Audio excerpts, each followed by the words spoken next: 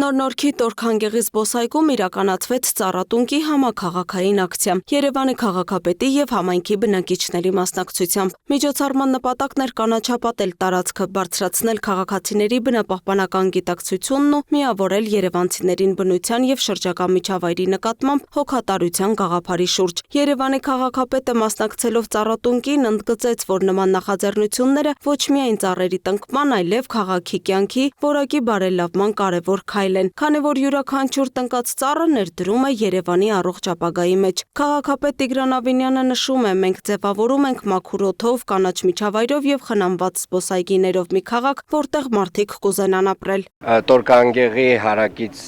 այս ամբողջ այգին եղել է անմխիթար վիճակում։ Հիմնականում եղել են տարատեսակ ինքնական շինություններ եւ մոտավորապես 1.5 տարի առաջ սկսեցինք այդ շինություններից եւ ընդհանուր մաքրման աշխատանքները այգու։ Այսօր արդեն իսկ 4.2 հեկտար տարածքում մենք իրականացնում ենք հերթական ծառատունկը, որը թվով, եթե չեմ սխալվում, երրորդն է, եւ ունենք արդեն այն ենթակառուցվածքը, որը նախատեսված էր մեր նախագծով, ունենք արդեն քայլուղիներ, ունենք արդեն ֆուտբոլի դաշտի աշխատանքները, ակտիվ իրականացվող խաղահրապարակի աշխատանքները, այստեղ ունենալու ենք workout եւ իրականում Տորքանգեղի հարակից այս այգին մի շատ գեղեցիկ նոր միջավայր է դառնալու հենց արդեն հաջորդ տարի։